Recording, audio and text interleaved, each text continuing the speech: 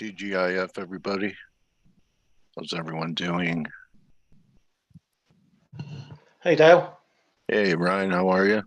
Not too bad, mate. Quick question before we start. How does it feel being in recession compared to yesterday? It's Any this different? recession's been great for me. If we're in one, Yeah. certainly helped my mining positions out. So, thank you, negative GDP.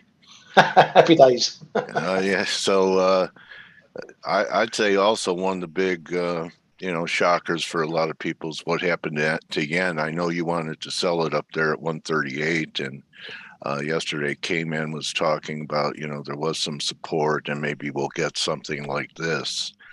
Well, we've already accomplished price-wise in a shorter amount of time than what happened back here. Yeah, big old crap out tonight. Yeah, different character of this pullback. So I'm not saying it can't rally, but we're near the end of the month. So just like at the end of the week, you kind of look at a weekly candle. When you look at a monthly candle in Aussie, I'd call that a reversal month. Yeah. Okay. And when you look at Canada, I'm not sure. Well, it's not quite. Okay. But Aussie, for sure, you have a reversal month. How about the yen, just out of curiosity? There you go. And now you see, this was a sideways action that we were talking about for a month, and it was just an inside month. So big difference making a negative candle reversal. It's not a key. It would have to take out 128, but Aussie monthly reversal upside, yen a monthly reversal to the downside. So those are kind of important takeaways. And inside month, but very strong in the S&Ps, and everyone who wants to sell it at 41, 4,200, I think are going to have their opportunity in the next week or so. Yeah, I shorted it last night. Okay. 41.06. We've all been talking about this 41 level, haven't we? So might as well trade it. Yeah. And then the Dixie didn't have a reversal month either. So the one pure signal is Aussie. That's a pretty pure signal. Yeah. And a pretty pure, where am I wrong? So, people who feel they're late, buy pullbacks. Yeah, the problem I have with all this, and I mentioned it on the flow show, is that we're just not holding the gains. 70 is becoming a bit of a level again in Aussie dollar. Yeah. We keep getting moves above, and it just isn't holding on to it. That's always a worry when if you're long something like this, you're looking for that breakout. How many times can you bang your head on the door? And if the door doesn't open, what happens? You tend to go the other way. Well, I might have the lines drawn wrong, but you're kind of saying it's the opposite of what it was down here. Yeah. So I would say if we, started closing back under 69, you're right, but I'd buy a break to a breakout test and try it. Hey, Tim. Yeah. Hey, Greg, how are you? Hey, I'm fine, thank you. Good to hear your voice. You have something you want to talk about? Actually, I was just logging in. So as I see, you are discussing about Aussie. That's what I figured. You're constructive, aren't you? Yeah. Yeah, actually, I'm looking for Australian dollar to see more upside. I just think that we have a pretty nice reversal. It was one of the strongest over the last few weeks, so I think there is a great upside potential. Did you see the monthly reversal there? Yeah, I mean, it's a very big. Yeah. If you zoom out a little bit, you will see that could be also a very big right shoulder. Yeah. Okay. Someone's going to have. Okay. So it would take. Yeah. So you have one here, and then the neckline would be above here. Yeah, exactly. So I think it's a very deep, interesting retracement. I just think that if Fed would really slow down with this hawkish outlook, I just think that Australian dollar in general has the most upside potential, and Kiwi as well. Okay, and you nailed the high in yen on your analysis this last week or so, Grega. What are you thinking here? Is this an important top, and would you sell rallies here now? You also Yeah. have a reversal month in yen too. Yeah, I just think that since we've been discussing about this wedge pattern for a while, as you know, when wedge pattern is finished, usually strong move, sharp one will occur in the opposite direction.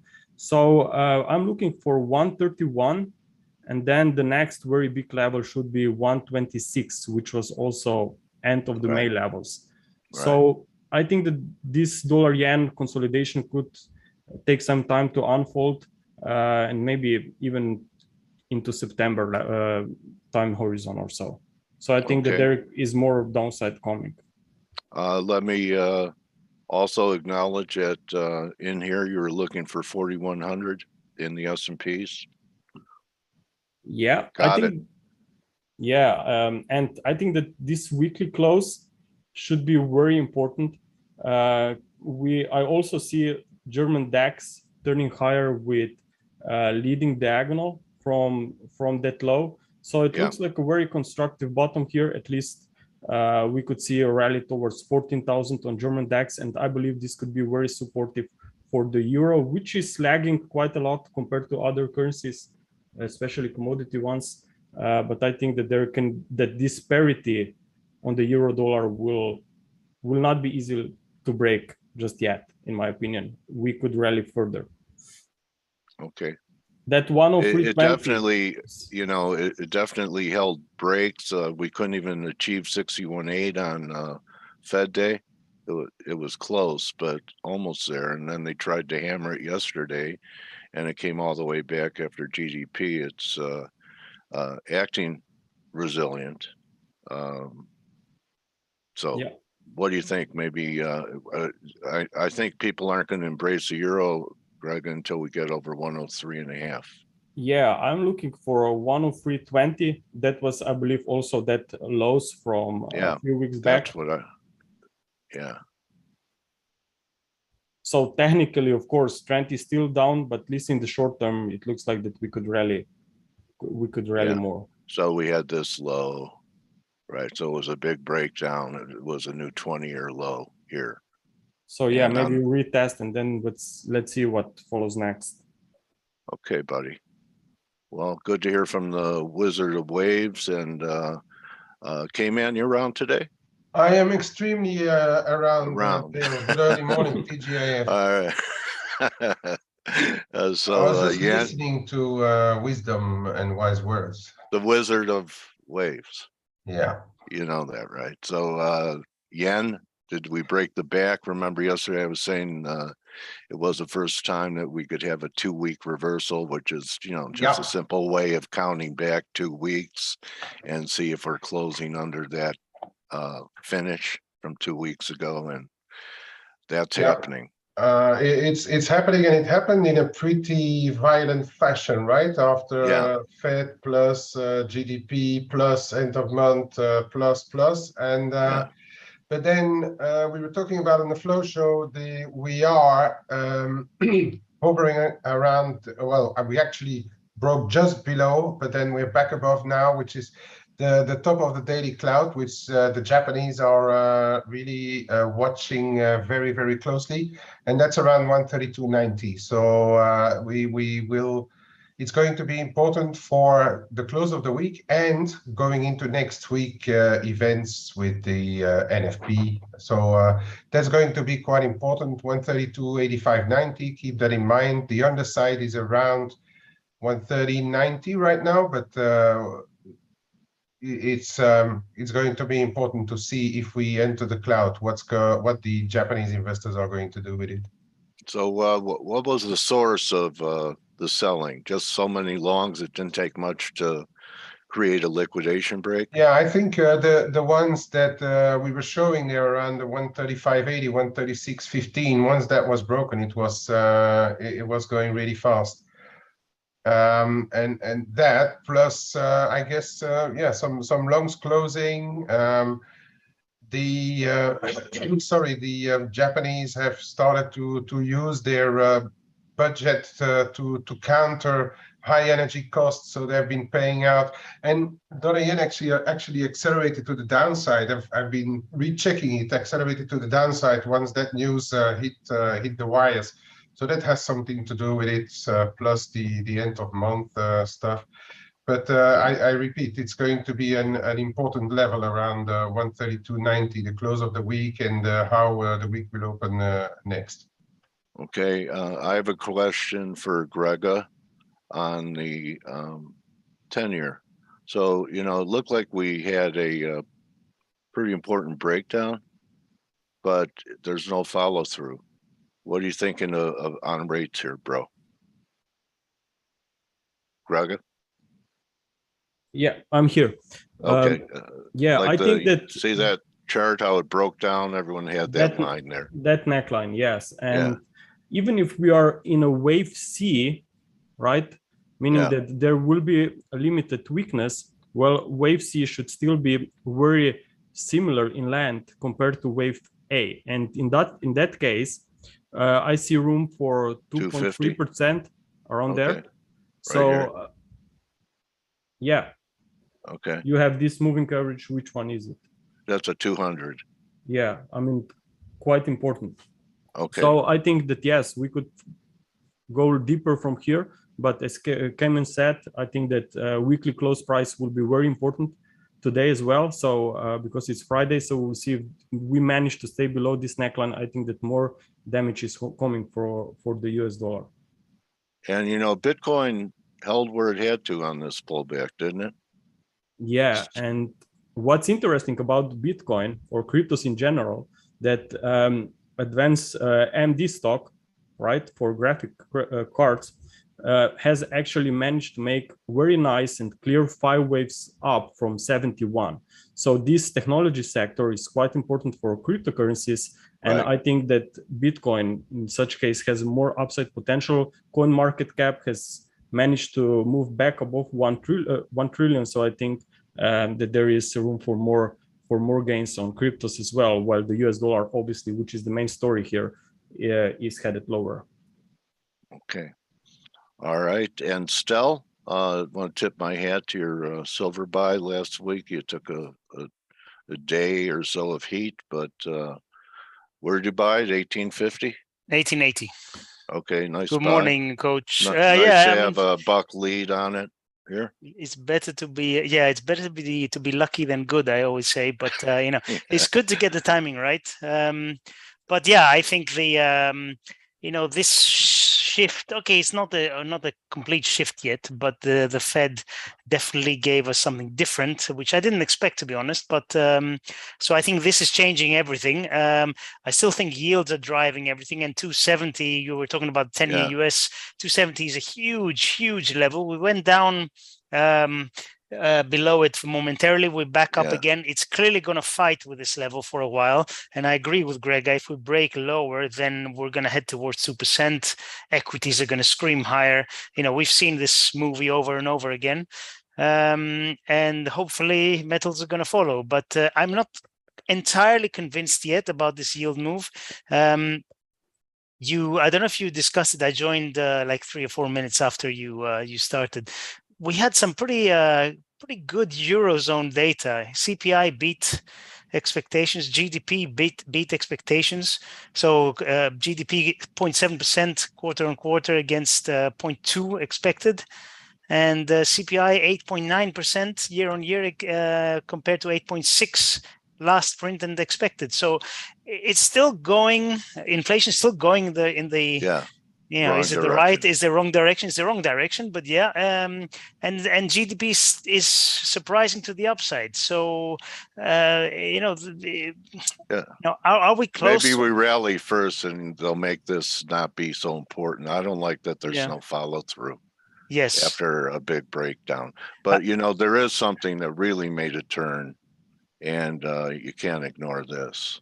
Now we're right at support, but that's a big reversal week in the gold silver ratio. To me, if I was the wizard of waves, I'd say that's pretty impulsive. It's the biggest candle on the chart. Yeah, that was a big move, and we know what that means when this ratio drops. Metals in general rally. So this is big. We're at a very important level, though. You have it. You have it there. Yeah. And it has to, it has to break. But it has been a good move, and it will still depend on what the Fed and the other central banks, but mainly the Fed do, because the Fed are still calling the shots. They're driving yields, they're driving everything. So I'm not completely convinced that we've seen the highs in yields and the lows in equities and metals and all that. But this shift, or slight shift, it could be the beginning of a really, really big move. But yeah. I mean, there's a monthly reversal for you. So you have a monthly, you have a weekly. Pretty important signal. Really, all happened in a week. So yeah, there you go. yes. Let's see. This is going to be the big area. This is if we get back under 83, these tops, and that was a breakout, and it meant something. You know how I always know if a line means something? If you get some action off of it, and you have a little action off here, and then look at this. So the line was drawn before this pullback. So now I know this line is valid because it's reacting to it. Capiche?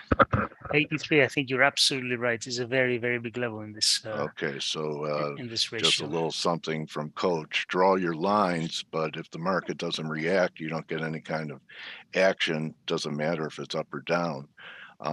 Maybe that line's not so important, but if it does, it adds credence to it. Absolutely. Absolutely. Okay, I think who hasn't? Steve, you around? No, he's not going to be around. He's on a call or something. And I'm going to boycott this show today. So you know what? Why? I don't even want to be here today. Boycott or Blake? No, I'm boycotting. Stelios wants to go run around, do a victory lap on silver because it finally goes up after. I'm joking. I'm totally joking. Good morning, Blake. TGIF. It was a great call. No, what? Hello? Hi, yeah, Kman. Good morning, TGIF. I have a question for you, if I may. Are you talking to me? Yes, Blake. I am half Chinese. I confirm. Can I ask you a question? Yes, please. Okay, if you would be a seller of dollar, against what would you do it? If I may ask you. If I would be a seller of dollars, you remember your question yesterday? Gun to the head. Oh, gun to the head. Gun to the head. Oh, I get it. I'm following you. Yeah, gun to the head. What would I do today? We replied you yesterday in unison. We replied metals. Look where they are, Yeah, no. Hey, look, it's a good call. I want to go ahead and point something out though, and just because I think it's a big deal when you're talking about these precious metals. And sorry, Dale, I just swiped the chart from you. Sorry. So regarding silver, one of the things that's really big is I'm calling the chart police. You are calling the chart police. Chart crimes. This is the breakdown point that that's going to be pretty important as we approach the 2050 level. You remember when we crashed through like the previous spike lows, and then we made a new spike low, right? So that's going to be a pretty important level. But also, if you look at gold, gold's at a 38% retracement of this, the last big leg lower, and you can see all of these spikes. We've been talking about this in the ForexAnalytix community during the Morning Edge show and the daily roundup that's exclusive for the ForexAnalytix subscribers. But you can see we're just really challenging some pretty key levels. So if you are long precious metals, I think it's important that you pay attention to this. And it's not just because of, this is where gold's at, this is where silver's at, this is where gold's at. It's not just that. There's something else that's really brewing this morning that is very important. And that's going to be the dollar index. We've been talking about the dollar index, forming some sort of intermediate top here for the last couple of weeks. And we just came down today to the breakout point, channel support, close to channel support, 618 retracement. You can see the fib level that, you know, was tested right there. It's really important support for the dollar as we go into month end. And I'm not necessarily, you know, sitting here saying, okay, it's time to buy dollars, because I am still short, or I'm still short the dollar against the Aussie and the Kiwi. And against actually the peso and a couple other ways I'm expressing that move. But I've been in those trades for, you know, the last week and a half, and now I'm like, okay, the dollar is near some pretty key support. Precious metals did hit some pretty key resistance, and I don't know if you guys missed it or not, but the S&P is actually at some key resistance as well. It would make a lot of sense if the S&P rejected at current levels, because this is the 4,100 level. It is the 38% retracement of the all-time high to the low that we just recently have, the 38% retracement, previous spike low February 25th, and 161% extension of the last consolidation here. It's what we call and 100 DMA. And 100 DMA, which I could give two craps about, but Ryan apparently does. And I'm just kidding, because, you know, we all look at different moving averages. But look, that's another confluence that Ryan's pointing out. So the reason why that's so important is because when you have all of these different, you know, asset classes, whether they're precious metals, dollar, you know, S&P, all converging at the same level, you know, it's important. I don't know if the S&P is going to continue to squeeze today. I don't know. But what I can tell you is this is really important resistance.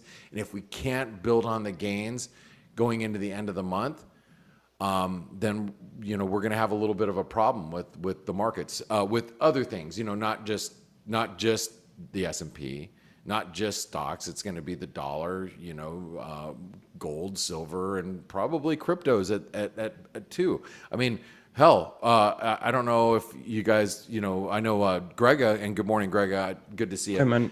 Hey, I know he was just pointing it out as well, but look, you know, cryptocurrencies made extreme moves. Well, actually, let's just take that back. Ethereum made a very big move right to previous support, and that's acting as current resistance. Bitcoin can't get out of its own way outside of this channel, and it can't make it back above 25.5. Now, again, I'm not saying that they won't break higher, but when you have it all, it's like the universe is coming together right at this one spot. You know, you got to be paying attention. And also it moved in. These nice moves came into the end of the month, so definitely some profit taking. There can be, you know, but the one thing I'm hoping happens, and this is what I hope happens, and what I hope happens doesn't, a lot of times doesn't translate to what does happen. It's just, you know, I kind of hope this happens. I really hope the market continues to squeeze. I hope stocks continue to squeeze really hard today, because I think a lot of people are fading equities into this move. I think that people are trying to buy, buy the dollar on this dip. And I hope the market gets a little wrong-footed here and continues on, because that would do, in my opinion, if we can squeeze a little bit higher in the S&P going into Monday, Tuesday next week, I will be a seller of equities and a seller of risk early next week. That's what I hope happens. That doesn't mean that's what's going to happen. That's just, again, I'm expressing to you all how I hope the market's going to move over the next few days. Anyway, thanks, those are just my That's initial viable. thoughts on a Friday. Let's open it up to some discussion about some things that I just said. So Ryan, you were going to say something. Yeah, thanks, Blake. I'm short at 41. Oh, you shorted at 41. I hope you're completely wrong. You know, but look, I think it, from a risk reward perspective, it makes sense. Like intraday, like why? I mean, I'm not going to sell S&Ps here because I'm actually, you know, tilted that way. But this is what our charts look like for days. Actually, I'll take that back. Our charts look just like this for months, and we knew this was a big resistance zone. Previous support, previous resistance, previous support. It's all right here, and you can see the S&P has just stopped like on a dime. So it makes sense to be short right here and put in a tight stop. And maybe look at reverse, which is what I'm getting to think about. If I can take sort of 86s, 85s before the cash open, I'm going to take a huge chunk of it off. I think bring my stop down and maybe look at the reverse through, maybe 10, 15, somewhere like that. Yeah, I mean, I think it makes a lot of sense. I mean, but again, what I'm hoping happens, not because you're short, I'm just hoping that the market squeezes a little higher and catches more people off base, off sides. Yeah, that's what I hope happens, because there's nothing better than a short squeeze and then selling into that once you know that everybody's been squeezed out. You know what I mean? Those of us that trade bear markets and traded some pretty severe bear markets over the years, over the decades, that's the best way to play them. I mean, you just wait till everybody just capitulates. When I say capitulates, all the short sellers capitulate. They squeeze out. They have to panic buy because they're getting margin called out, and then you sell them at strength and then just ride it right back down. Dale, you know exactly what I'm talking about, don't you? Yeah. Yeah. All right. Well, Blake, I hope your dreams come true, Blake, but just on Monday. Just on Monday, okay. Yeah, and it's going to be end of month. Hey, what do you guys say, Kman? What do you say about end of month this month? I mean, obviously, end of month doesn't play like it used to, years ago. Well, we had so much advanced hedging, I think. And one of the reasons was that yesterday the dollar also, there was data as well. Data are more important, of course, in the longer run. But today we are seeing that the euro crosses have been bought into the hourlies, and but now we have these Goldman predictions coming out. They usually take the other side of stuff, and they are saying today that they see selling of euro, selling of sterling, Swiss, CAD, NOK, Stocky, and then buying of yen, Kiwi, and Aussie. But for the time being, that hasn't materialized. But that's what they expect for the 4 p.m. today. So it could be potentially messy because we have seen them take the other side and being right. So it could be a messy 4 p.m. today in London. I'm not involved in too much, to be fair with you. Got it. All right. Well, thank you for that. And again, I don't know if you heard, but the daily Shimoku in dollar yen just below 133. The figure. The cloud support. Week, right? Yeah, the cloud support you were talking about. The one thing about the dollar yen is we are at channel support as well. It was testing that 133 level overnight, and it's pretty important support, I would say, in this dollar yen. My intraday view is a little bit different. I'm not going to share it here. I shared it with the ForexAnalytix chat room just a little bit ago. But the dollar yen, very, very critical supports down here. What do you, Stelius? I know Steve isn't around. So Stel, what are you thinking for today? What are you going to do with this silver position? Because in ForexAnalytix we put in a silver pattern in play back at 1820, 1845, like a couple weeks ago or a week ago or whatever. But where are you expecting silver to go from here? I mean, do you think it's going to? I mean, because I think we're at some pretty key resistance. Do you think and I'm talking tactfully, not long term. You think silver is going to $80, but what do you think is going to happen near term? Well, first of all, I think that. I entered the 1880. I think for us to return to that level, it means that something major has changed. So I've actually put my stop at 1880. Now, what do I think going forward from here? I think we're at resistance, but I look at daily and weekly charts. I think resistance is more like 2080 is the next level. So until then, I'm not. I don't see any major levels, at least not for me. So I'm just letting it run. 2080, we'll see how it responds there, and then let's hope it doesn't get there. Let's hope it doesn't get there for you. Hey, I'm gonna pull up really quick. I just forgot PCE data is coming out like literally within seconds. So 10 seconds. Yeah. Here's the euro. There's the S&P. There's gold. This is the PCE data. This comes with this data flash comes with your ForexAnalytix subscription. Just FYI. Here's the euro over here, so you can kind of see where we're at.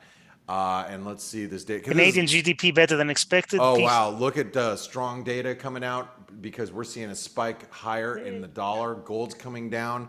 And 0.1 better than PCE, expected. 0.6%. That is higher than expected. Core CPE or PCE came in higher too. I don't know what the revisions look like, but that is giving the dollar a continued boost here. So I am just right now, sorry guys, I am scalping out of my dollar yen. I just took 40 pips off of that, letting everybody know in the chat room. Hold on. This is what our chat room looks like, just so you guys can see it. So if I go here into the trades room, and you'll see, say, closed dollar yen. Nice trade, Blake. Yeah, so you can see my open positions here that I just keep that in the trades room. So if you guys, that was a kind of a glimpse of what you see in the ForexAnalytix chat room. If you guys want to be part of it, it's only $1 for 10 days to try it out.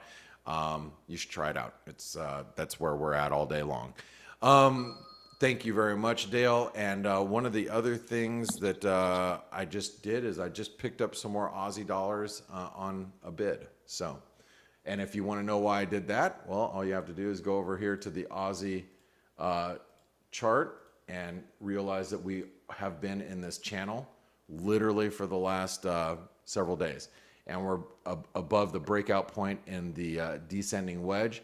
So I'm a buyer as long as we remain above 69 cents, basically. Crocodile I think I've Moro. given enough free information today. Crocodile. What crocodile? Like Crocodile Dundee, only Crocodile yes, Moro. Yes. What is that? What is that gross meat that Australians eat? That's canned spam stuff. What's it called? I don't know. No, what's it called? Come on, you guys, you can help me out. What is it? Spam. No, we eat spam. Well, you might eat spam. I hate spam. What's Vegemite? Vegemite. Thank you Vegemite. very much, Das. Vegemite. God, we're all Vegemite eaters over here. That's what that's okay. what we are. Hey guys, also, Dale, I know you need to go here, but I just need to mention Trader Funding Program. I just had a conversation yesterday with a longtime listener of the week ahead video, and he's a longtime listener here of the Morning Edge. We talked for a long time yesterday about he's actually a European living in the United States, and he's been trading FX for decades, and we were just talking about the Trader Funding Program, and then we had two people actually qualify for live trading accounts just yesterday. Is that number correct, Stelios? I think I got 2 is what I counted. I think Stelios just stepped away. Oh, he did. But I think we had 2 new live traders come in yesterday, so which is awesome. That means they passed their assessment. They are now trading our money. So congrats to those. And I'm sorry, you were going to say something else, Dale? Oh, no. Oh, somebody was going to say something? I'm sorry. We'll have a great interview. And TGIF, okay, thank you, everybody. Blake, and thank you, team. Ryan came in. Have great vacations. Recharge your batteries. We'll miss you. Okay. And See you soon. okay, thanks for the great work this week. And Okan, welcome to F.A.C.E. It's a pleasure to meet you. Let me ask you to unmute. How are you today, Okan? Okay, you hear me? Yeah, thank you very much. You hear me? I got you. Okay, thank you. Nice to meet you. Nice to meet you too. First of all, thank you very much for having me here. I'm very delighted to be with you. I've been listening to you for the past half an hour, and I see that your points are very close to my points about where the economy is going and where the dollar is headed. And today I would like to give you some my insights about what I think about the U.S. economy, where it is going, and also where. Did you want to share your screen? Do you have any charts you want to show? Yes, have you used Zoom before? Yeah, I can. I used it once or twice, but I can. I know how to share a screen. So okay. Take Okay. care. And Pavel Hala was very excited when he saw that you're going to be with us. So if you're here, Pavel, good morning to you. He's excellent. So you have a relationship with him? Spreadcharts.com? I am following him on the spreadcharts.com. He has a wonderful website and a wonderful tool for commodity traders and forex traders as well. You can do all kinds of analysis from Okay, commodities. so I'm waiting for your screen, Okan. It's that little green box. Here you go. Okay. All right. Before we get to the markets, and then I won't interrupt you. I want to let you go. But you're a physician, right? Say again, please. You're a doctor. Oh, yes, I am. I have a PhD from Rennes School of Business in France. I am located in Turkey, though. And I have a company, I have a business in the US as a commodity trading advisor. However, I'm not trading right now. I will be trading starting from next year. And for now, I'm preparing macroeconomic reports, and I prepare commodity reports, things like that. And I recently finished my PhD, so now I'm going to be more focused on trading for other people's money. Okay. Wow, you went ahead and prepared a PowerPoint, so I'm going to let you take it away. Oh, I actually prepared it for you. Do you see it? Do you see the PowerPoint? Yeah. Okay. It's on the screen. So you want to start with your first slide, or? Yeah, sure. I want to start with it. Okay. I want to give you some heads up about where we are and how we came here, and in terms of U.S. economy. The Federal Reserve has been saying that this inflation fears is, transitionary. There's nothing to fear about it. However, it turned out to be wrong. From March 2021 till March 2022, they have ignored. They have ignored this inflation fears. However, from March 2022, yes, they started raising the rates, and then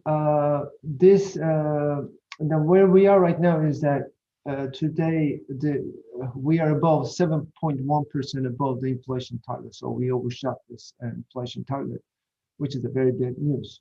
And obviously, the reasons for it is supply chain disruptions and higher commodity prices, and that is despite the strong dollar, as you know. Yes. And also stagnating productivity. Also, all these things contributed to inflation. Now, I want to share with you as the second slide here.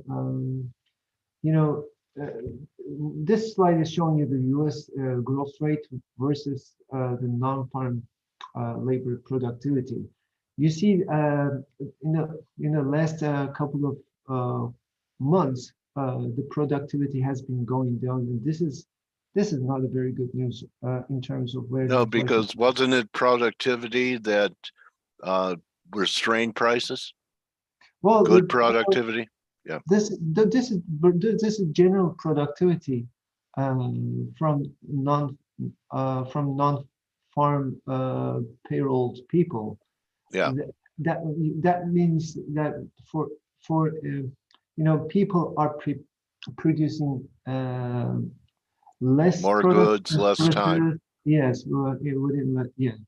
so they need more time to produce, or they produce less products. So right. So that contributes to the supply problems. So that it is something that Fed is really. That's a change in this year. Yes. If you see from 2020, it started stagnating. See, it's not going up like it has been going up from 2013 into 2020. So that's one thing that we must be. So productivity is peaked and headed lower. Exactly. Okay. So then, going into the next slide, I have, I don't know if you can see, but I'll explain to you the first, I have two columns here. One is showing the growth versus the consumer, the growth versus the business. Okay. And on the first column, you'll see that this very first chart is showing you the unemployment rate versus growth. You see the unemployment rate is falling down, and growth is, it is okay. It's around like 2%, 1%. Yeah. That's where it is. Well, interestingly, isn't it interesting first that that that the unemployment level is at its historic low, and now we are experiencing a recession. That's weird. And then the next chart is showing us the consumer spending versus the growth. You see the consumer spending has been going up, and similarly, naturally, the savings have been falling down within this period. So these all contribute to the growth, right? Right. However, recently the consumer sentiment has been going down. Record lows. But going forward, looking forward, the consumers still seem to be optimistic. Why? Because the spending is high, right? So isn't it strange that the consumer sentiment is low, but consumer spending is high? So our credit card's great. Yes. So that shows us that today consumers are cautious, but they are more optimistic about the future. But when we look at the business side of the economy, that is different. On the economic end, the business end, the businesses have been reacting from the moment when the inflation has reached up to 2% target. So from if you look at 2021, for example, the end of 2021, starting from then, U.S. construction spending has been slowing down, and then similarly, industrial production have been going down here in the last 1 year, and also the services PMI is also showing us that within the last 1 year, 1.5 years actually, the PMI numbers are declining. So this shows us that the business is more cautious. So there's this difference between the consumer and the business. The consumer is more optimistic, the business is more cautious, right? And then we come to, I just want to tell you what the danger is. Look, when at the time when the money supply is going up, very naturally and normally the growth rate is falling, right? Now the Fed is talking about raising the rates. The danger is if the consumers begin to behave like the businesses, which means that if they start cutting off their expenditures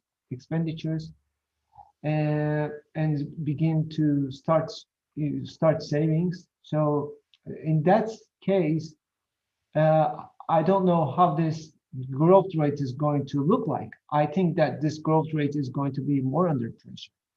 So this is something dangerous. Why it is dangerous? If you go back to 1980s, in 1980s, when it was the Reagan administration, after 1979 oil crisis, what they did, I don't know how old you are, but what happened was, oh, you were there, okay. What happened was that the inflation paid, and Reagan said, okay, we're going to whip the inflation. Wow, we're going to raise the interest rates.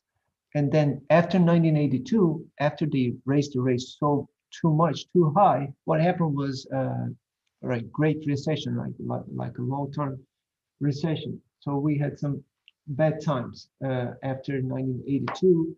Just 82 because, was the bottom of the stock market, the prolific bull market, August 1982. exactly. So this is not something. This is not something that Fed wants to do again. So they took their lesson in 1982. So they're not going to want to increase the interest rates too much. So they will show some reluctance going into 2023, even though the inflation is high. So they're going to try to find out different ways in trying to lower the inflation. And how is that going to be? First, I mean, they're going to try to definitely they're going to try to curb the demand, the consumer demand for sure, but they can't do that too much. They're going to look for ways to put some pressure on the commodity markets. So, but is that possible? It is not possible only when the Fed is involved.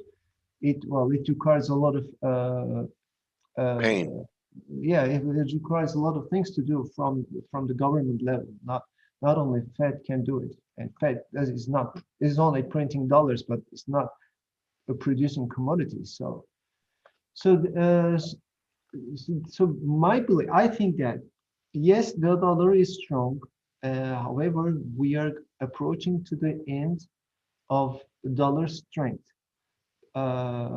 because of this problem here. So the Fed is going to show its reluctance. It will be more reluctant to increase interest rates, and I believe that the dollar is going to begin to show some signs of weaknesses.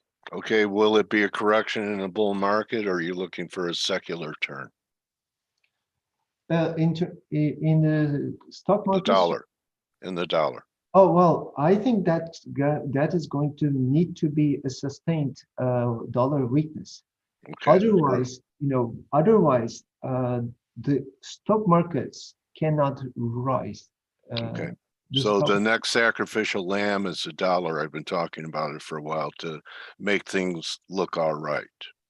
Yes. Because nominally it will hold up prices. Exactly. Of assets. Yeah, the asset prices. For the asset prices to go higher, we need a weaker dollar. Exactly. The Fed knows this. I mean, look at the last 1.5 years. Yeah. The commodity markets have been going up, and the dollar has been going up. That was strange. I mean, that is not normal. Under normal circumstances, if the commodities are going up, you would expect the dollars to go down, the dollar index. Yes. But for these, that's kind of a war play. They both went up. Exactly. Yes, that is true. So there are many other reasons for why this happened. Well, it is a coincidence of the Ukraine war and the post pandemic situation. Yeah. Okay. So when you combine all these things together, you can explain why the dollar has been moving up. But from today into to 2023 and more and further, if dollar continues to be this strong, then who is going to buy the stocks? You see. Okay. So calling this a potential dollar top, you do any technical work? You think that the top is in, or we can make new highs again? Well, there's always a chance for new highs. So it requires some caution. To when you're going short the dollar, you have to be cautious. I would suggest that if you're shorting the dollar, then buy some stocks. If as a hedge against each other. Okay. All right. What would be your preferred short against the dollar? The commodity currencies gave up a whole lot less during that period of dollar strength than euro, cable, yen. You mean what would I want to Yeah, buy? what would you short the dollar against? Aussie, Canada? I would buy the Canada. The reason Okay. is this Oil? not the Aussie, but because the oil is up.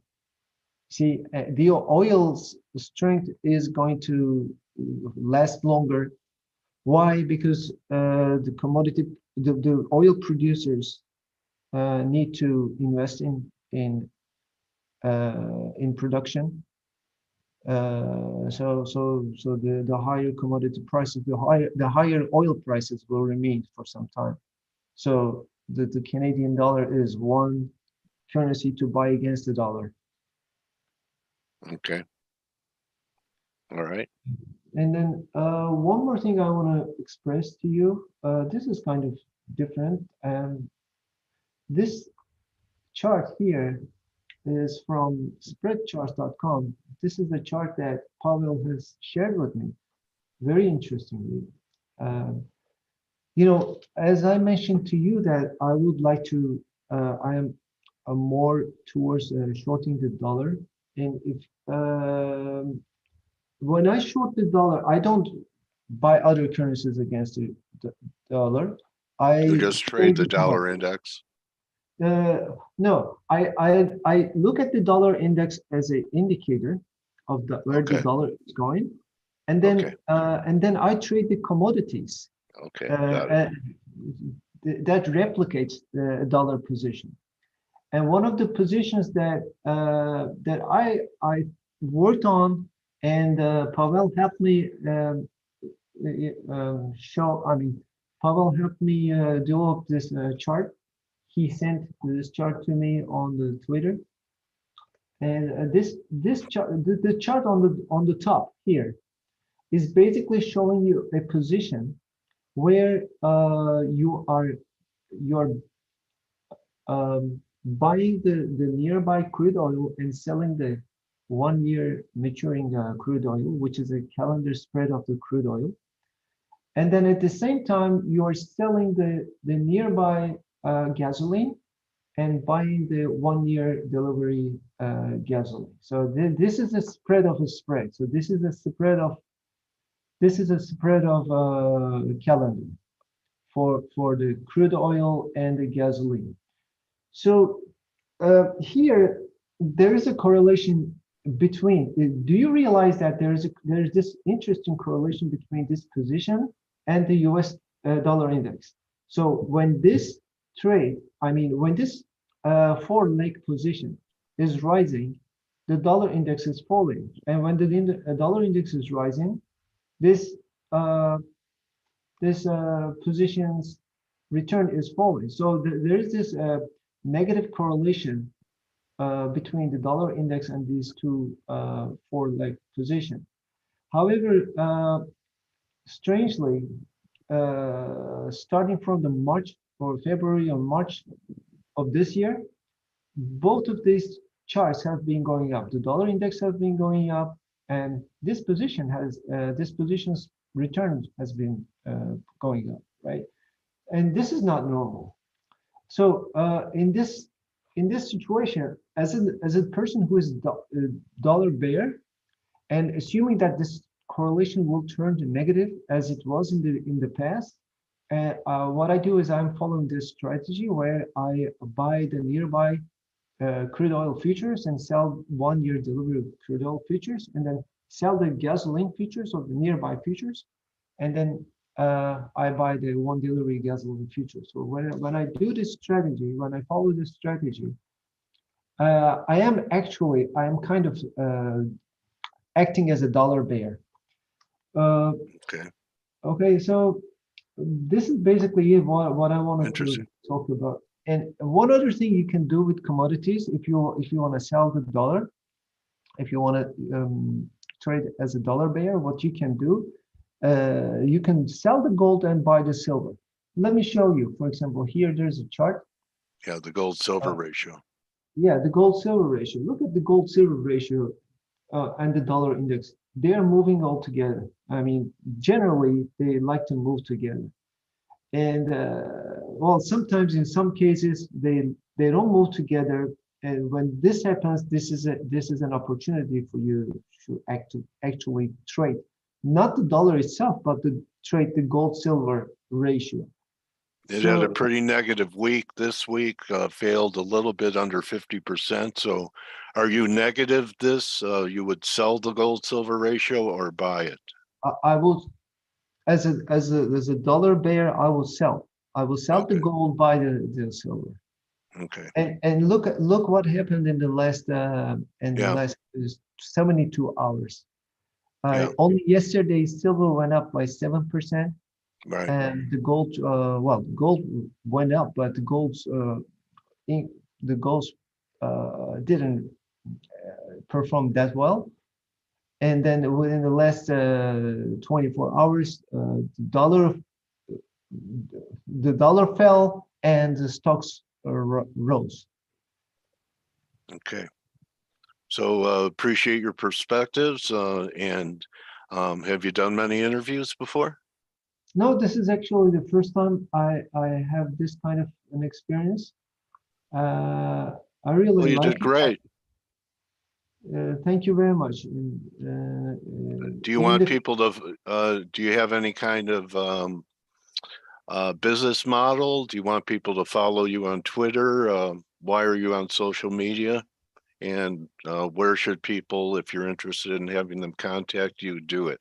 Okay, you can contact me always. You can contact me on Twitter, and I have an email address. If you want, I can share it here. You can also email me. You can go to Twitter. Let me show you my. Let me write here. I'm gonna write here for you to see my Twitter address. That's Okan. That's my Twitter. Okay. And that's my email address.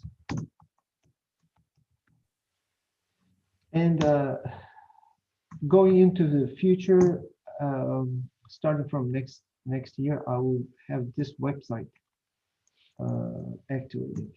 Let me write it here. It's not active right now, but you can follow it. Well, I'm grateful to Twitter that our paths crossed and that you accepted an invitation, and it's always great to have we learn from everybody, and you have some great insights, and got almost everything you said you know, might scare you, but I'm with you on it. So yeah, you know, hopefully we don't have a lot of company, and really appreciate you being here, Okan, and you're now my trading warrior brother. Thank you. Thank you. You accept it? Yes. All right. Okay. So my trading warrior brother, everyone, Okan Abar, and follow him on Twitter. And you could tell that he follows smart people and has lots of ideas of his own. And I'm glad that we were able to have this little discussion here. Great way to cap off the week. Thank you. Okay. So that's a wrap, everyone. You could join the team in about 15 minutes for the morning edge. Hope that everyone had a good week. Remember, don't just count your pips, count your blessings. Recharge your battery over the weekend. I have a feeling it's not going to be a real slow summer. So August might be a little bit more than vacation time. Thank you again, Okan, and everyone have a great weekend. Adios. Thank you, Dale. Have a great weekend. You're very welcome. My pleasure to meet you. My pleasure too. Inshallah. Inshallah. Okay, you speak to it. All right.